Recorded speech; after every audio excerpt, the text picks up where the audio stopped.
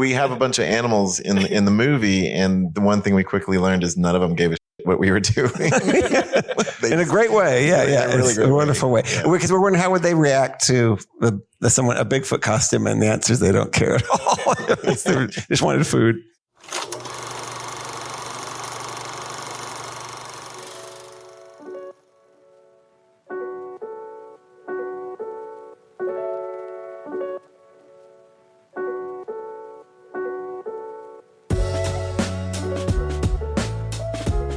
Hello, and welcome back to The Director's Cut, brought to you by the Directors Guild of America.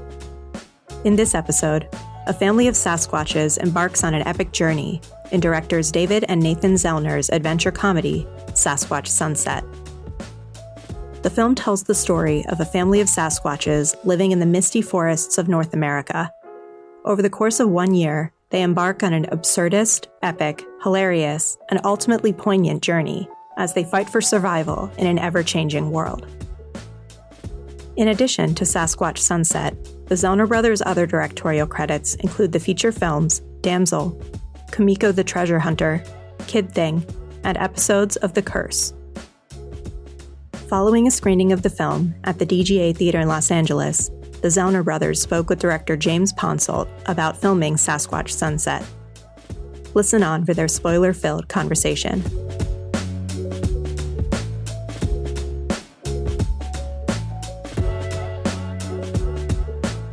Hey guys.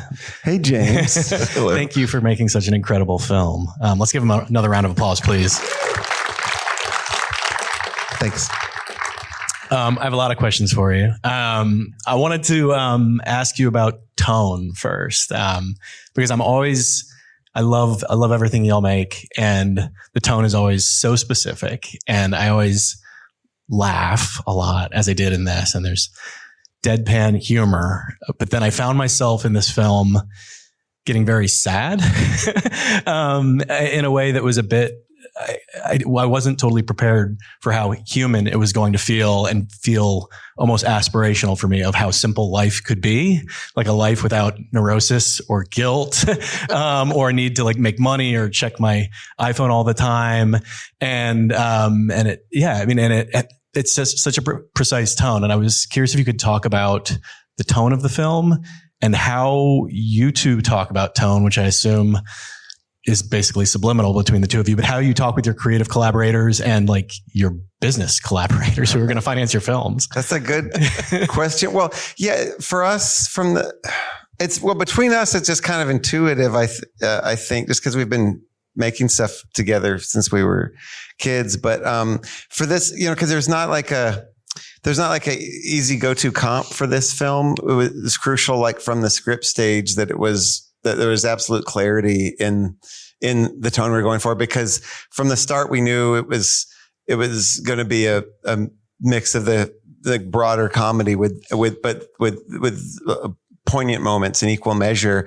And I think, all of our films have that to a degree, but this was pushed even further in each direction. And we're just kind of like looking at how we wanted to embrace the full spectrum of the human condition, kind of through these Sasquatches. Just wanted to be open to whichever direction it went, and not like, it felt like it would kind of cheapen it if we pulled it back. Like, we knew the humor, we knew from the start. The humor is what kind of started the impetus for it initially, just because like there's so much stuff in this film basically it's very similar to behavior that if you saw your dog or cat do, you would think nothing of it. But when you see these human-like creatures do, it's much more uncomfortable and absurd. And there's something fascinating to us about that. But then, it was crucial that to connect with them on an emotional level. And so it wasn't just like a one note, joke that the broader stuff was kind of an entry point, but that you see some similarities in them to us, and have some kind of connection.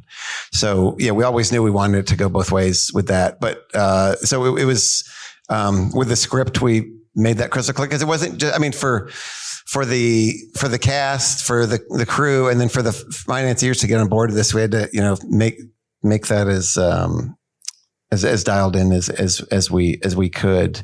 And also we knew that we always knew we wanted to be from the perspective of the Sasquatches, which was a big part of the tone, because we wanted to be immersed in their world, kind of without judgment, and there's no shame amongst them. So just kind of objectively, embrace their qualities, and and always like have humans be kind of at the backdrop.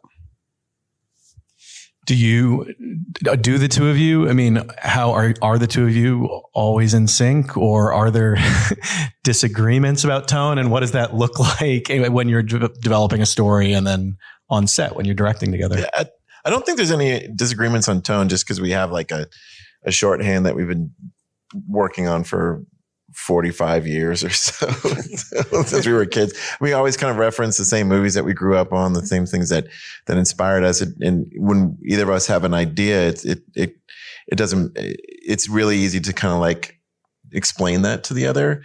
And all of our films, I think we've lived with, we don't do anything that we write it and then we shoot it the next day. Like we kind of gestate for a while. For all these different reasons. Sometimes not by choice, because it takes so long to raise the money for it. Yeah. So David wrote this script about almost 10 years First ago. draft. Yeah, first draft of it. And then we've just been talking about it for so long that by the time we're, casting or crewing up or whatever it is, we're so eager to talk to somebody else about it. And we're already kind of like way on the same page of, what collectively we're hoping it will be. And then, so it's really simple when we get to that, like we don't even really think about it, but it's sort of like, it's really easy for us to like explain it to other people and get them to see the collective vision.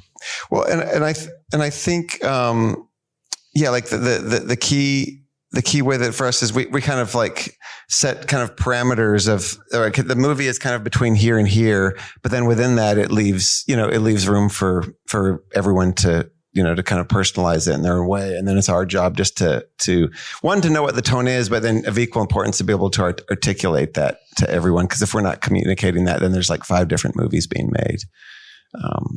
So yeah, and I think, it's very intuitive to us, which like if something's leaning more towards the comedic or more towards the dramatic, I think we just kind of, whichever feels more, it's intuitive, whichever way it feels more, has some more of it, some kind of truth to it, whichever feels more real and isn't forced. I think what dictates it a lot is if we're feeling like we're trying to just force it for narrative convenience one way or the other. And then something about it, even if it's something, stylized or absurd or whatever, there's something that feels kind of false.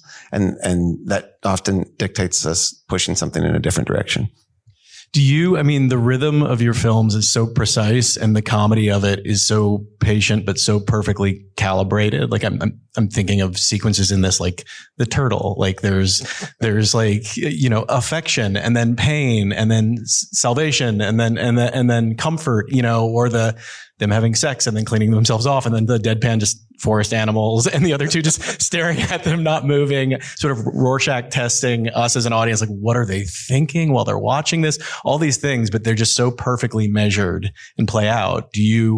On the page, is that rhythm exactly there? Is that something, you're in the edit. Can you talk about the rhythm of the comedy, I would say? Well, it's as much as possible. We tried to. It's on the page. It was laid out with the beats. The script is very, very visual, and so much of it is broken down by shots because you don't have the dialogue to push the exposition. It was almost made more like a silent film script in some ways. So I just think in terms of conveying what's going on and the tone and everything, it was, especially stuff like that with the comedic beats, it was very specific in the rhythm. And so everyone is on the same page going in. That said, once you get the actors there on the day and everything, stuff, doesn't always, go as you planned. And the way we do things is we try to be as prepared as possible, and have a good foundation that we're working off of, but then the willingness and ability to adapt when either we're forced to change something based on, circumstantial things or just something once you get, everyone together, something much better comes than what you had initially planned. Yeah. Like the sex scene was written with the two just kind of watching and just kind of like observing. And then one of our B unit days, David and I and our DP just went out and got a bunch of footage of nature shots. And there's a ton of these huge elk that just don't really care about you at all. And so we were able to capture them on some long lens footage. And then just like their nonplus reactions made sense to edit in as if they're watching the sex scene as well. So that was like what's David saying, like adapting in the edit room with some of the other footage that we got. Kind of play the joke up a little bit. I mean, I love that because it's like the comedy, so much of it at times is utter that nature is indifferent to a lot of things. Yeah. And that is what is so funny. Like we find our humanity and then nature really doesn't care about us at all, which I love. That's why when we have a bunch of animals in the movie. And the one thing we quickly learned is none of them gave a shit what we were doing. In a great way. Yeah. Yeah. It's a wonderful way. Because we're wondering how would they react to a Bigfoot costume, and the answer is they don't care at all. They just wanted food. I love the short film that y'all made 14, 15 years, Sasquatch Birth Journal 2, and which is amazing. If you haven't seen it, you should watch it. And I've never asked you guys this, but I mean, I imagine like between that and this, I have a vision of you as like, this is probably not true, but as children, like just obsessed with myth and storytelling and Sasquatch and the idea of it, like clearly it's been in your consciousness for a long time. When did you initially get fascinated with the idea of the mythology of Sasquatch? We've loved Sasquatch and Bigfoot since we were little kids. There was this show on in the 70s called In Search Of that Leonard Nimoy hosted that we loved. And that was the first time we learned about Bigfoot. But then it was such a fixture in pop culture, on different, TV shows and movies. I mean, most of the time it's either, a family film or a horror film, and always from the perspective of humans. So we knew from the start of this, we wanted to be immersed in the world, like we were saying. But, and so I think, in that regard, we're very influenced by, there's a lot of like nature documentaries, especially anything with Jane Goodall. And then also like the Dawn of Man sequence in 2001, we've always been, or just that whole movie. But in regard to this film, that sequence was a big inspiration as well. Can you talk, this is a craft question, but about your collaboration with your cinematographer? I know his work with David Robert Mitchell and Jordan Peele and M. Night Shyamalan, but there's such gorgeous tableaus of like this arrangement of 4 shots that then become 3 shots. As the movie goes on 2 shots, and it's like, oh my God, you're killing all of the men. Like it's just they're all going to die, or you're going to kill the child. Can you talk about just sort of, I mean, do you storyboard? What were those conversations like? How just arranging these very patient compositions, It was a great collaboration with we always screw up his last name, but Mike Gilakis.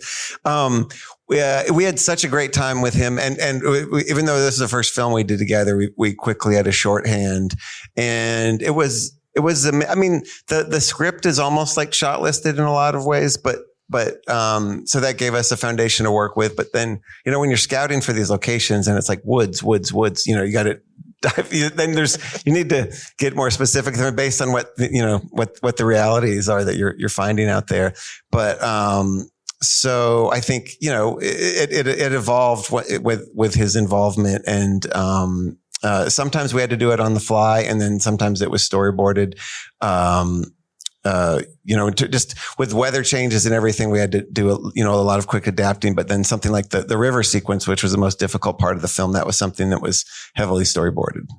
Yeah, and then Dave did draw a crude drawing of the birth scene. That was specific. How just to kind of get like the placement of the 2 characters. But Mike was great in terms of, we would be out there and it was all natural lighting. Like we didn't have a light kit or anything.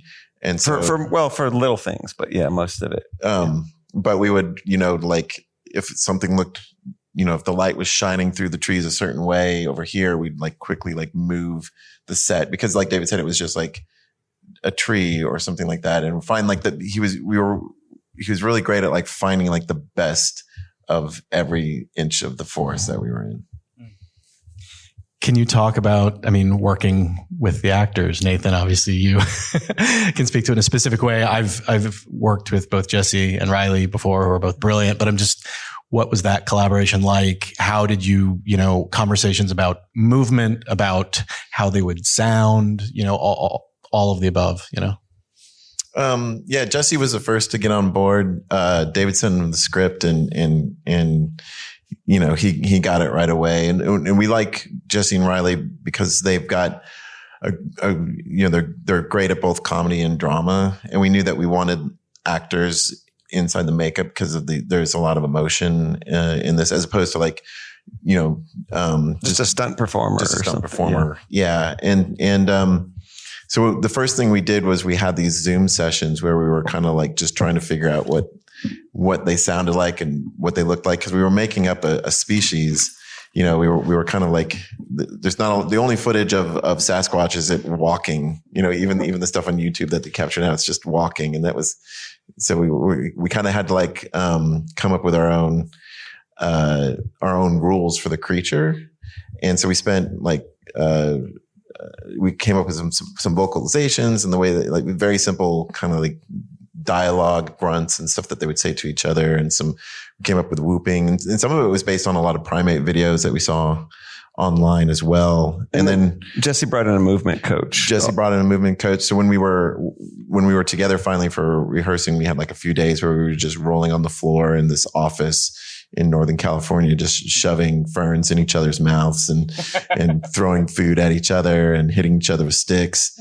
And then, so we got really, really feral and like primates. And the great part about that is once we kind of got that technical stuff down and we were all sort of like the same species, everyone was able to kind of put their own spin or add to or enhance the character. Jesse described himself as the poet of the group, which I thought was great. And, my character was just kind of all id and just very selfish and more like your stereotypical beast in the woods. And so then when we got on set though, we didn't have to it wasn't talking about oh no, the Sasquatch would move like this. It was all about character and all about directing a normal film.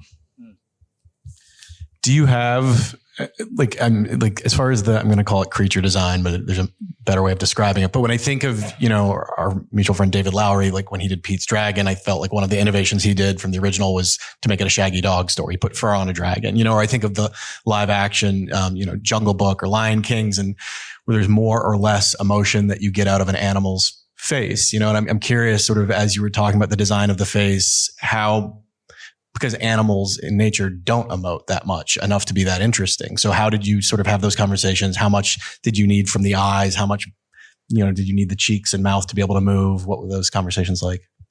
Well, the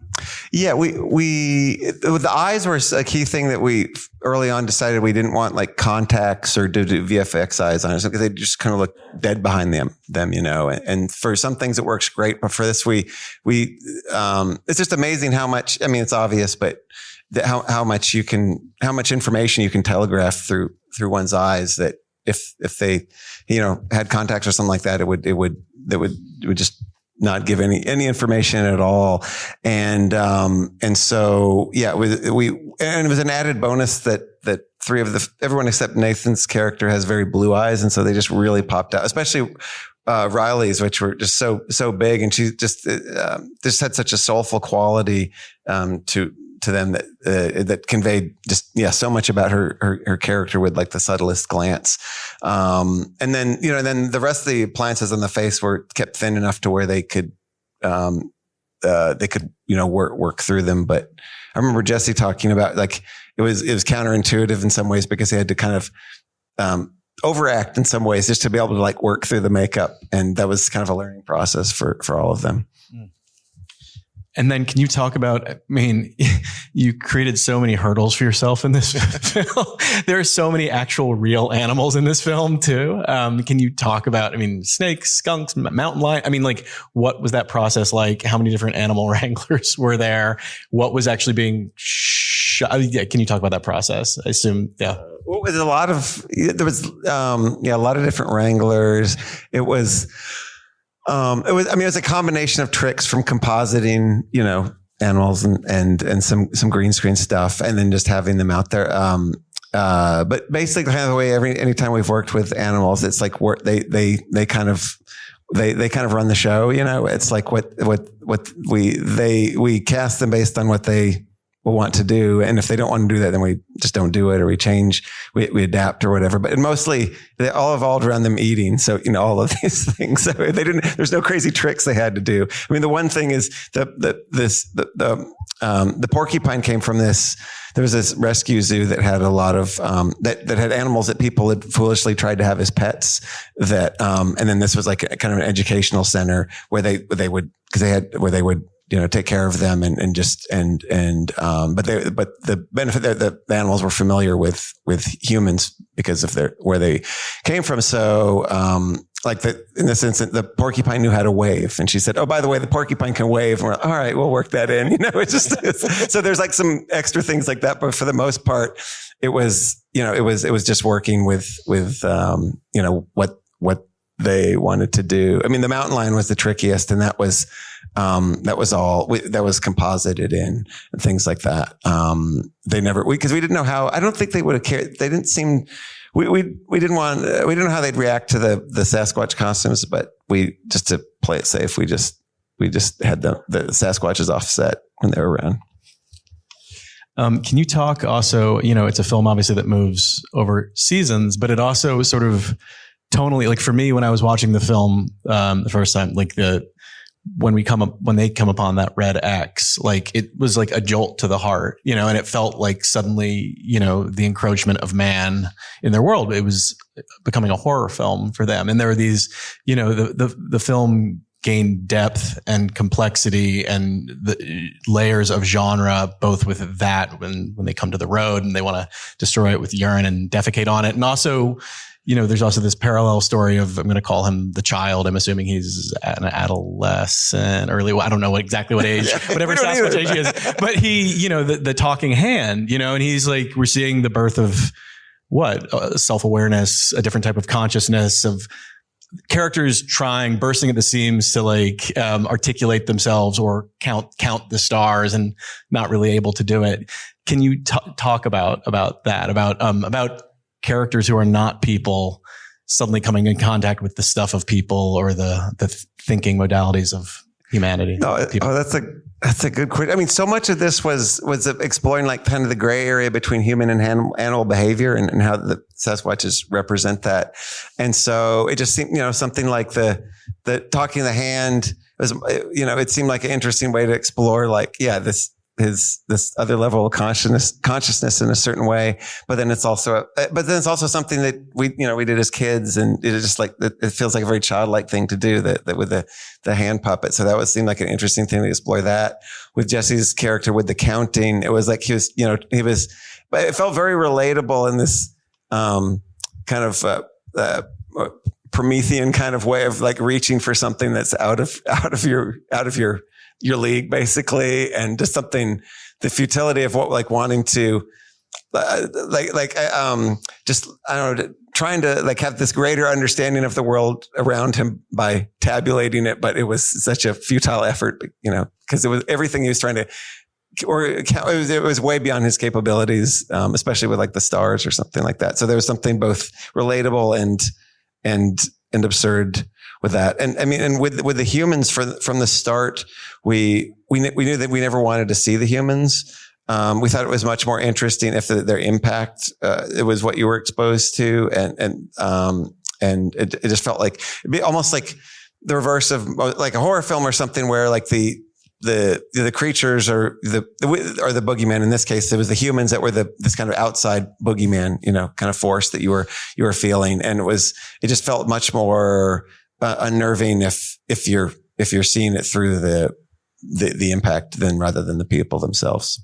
Yeah. It was like a hurdle for us was we really wanted people to connect with these creatures and legitimize them as much as possible. So being, shooting out in their natural habitat, doing it, putting them with animals and making them feel as real as we could so that you would be invested with them emotionally. And so, that played also into the decision to never show a human being. Cause I think that even if it was in the last scene, if you showed a human, the audience would instantly be like, oh, I'm supposed to be on their side, and abandon, everything that they'd been on, I think.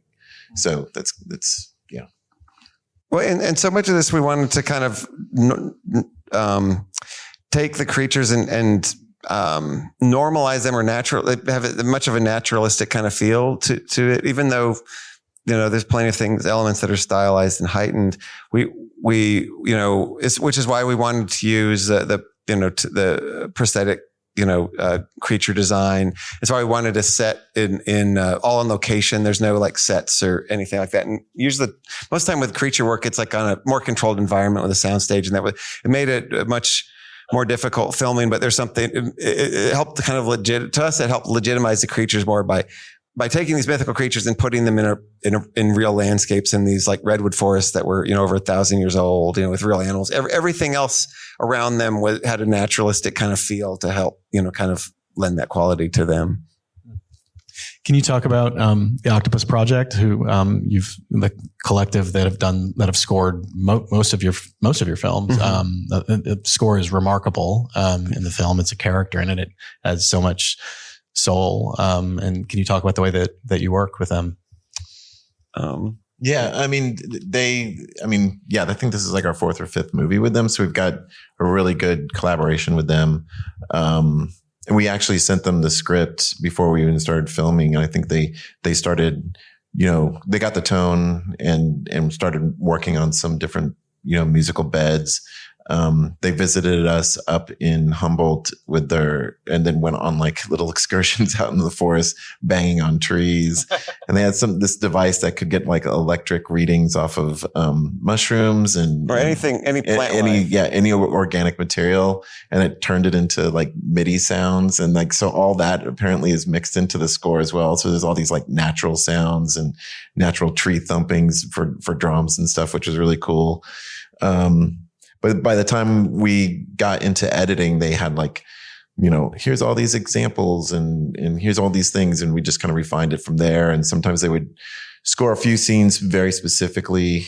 And sometimes we would say, that's great, but we're going to not use it in that scene. We're going to use it over here. Completely different part. Yeah. So, well, and the kind of the guidelines for them on it, these are kind of, I don't know, maybe deep cut references. I don't know. But like we said, we wanted it to feel like, had this kind of ethereal quality that was sort of a mix between like this German krautrock group called Popol, which did a lot of Werner Herzog's films through the 70s, had this kind of psychedelic ethereal quality, and then mix that with this Miles Davis album I love called Bitches Brew both were, both of the references were from the same time period in the 70s, but just something, something, I don't know, I can't really explain why. It just felt the way to go musically. It all, for me, like between that or the Erasure song, which is used as like the soundtrack to like horror freak out for them. or even, Riley, her song at the end, which to me just feels like a lost Karen Dalton, Vashti Bunyan sort of outsider folk song. Uh-huh. It all is of a piece. Can you talk about, that end credit song? Secretly I like to write songs. And so so I wrote, I wanted it to be this have this kind of 60s folk feel to it and a real ethereal quality. And I wrote the lyrics and then sang the melody in iPhone, and I can't carry a tune and I can't play any instruments, but that was the extent of it. And then gave that to Octopus Project, and then they turned it into something. And then Riley has such an incredible voice. I remember talking to you because we about you worked with her, and and she just knocked it out of the park. So. I think we have to wrap it up in a second, but I want to ask you both, do both of you have a favorite scene? And is it the same scene? I'm assuming not, but I'm curious. I don't know. Each time I don't know. Yeah, I don't think I have one. It was such a fun, it was, in some ways, it was the most difficult film we've ever made, but it was so fun. Everyone we worked with was so great. And because everyone was dialed into the tone, it made our jobs so much easier as filmmakers because we weren't having to it gave everyone a certain sense of freedom and they were contributing, in a way that was, cohesive for the film. So I don't know. There's a lot of scenes I like. I don't know. Yeah, it's hard to pick a favorite scene, but we everybody in the crew would always have the same thing at the end of the day, like, oh, this is the best day ever. I can't believe what we did today. It just felt like we were doing something that every day was something you hadn't seen before, and like was like a new experience and a new challenge. So it was, super difficult technically and with the weather. But it was one of the best and most fun collaborations we've had. Yeah. I mean, I love the berry patch scene. That was very fun. I really liked that. And then the campsite scene was very fun too. So, but I don't know. We liked a lot. Will there be any more Sasquatch stories in your future? We'd love to. It was fun. Yeah. Yeah. Cool. Thank you both so much. Thank you. Thanks everyone. Thank you, everybody. Thanks for listening to another DGA Q&A. The Director's Cut is available wherever you listen to podcasts. And please share, subscribe, rate, and review. We'd love to hear your feedback, and you can help fellow film buffs find the show. Thanks again for listening, and we'll see you next time. This podcast is produced by the Directors Guild of America.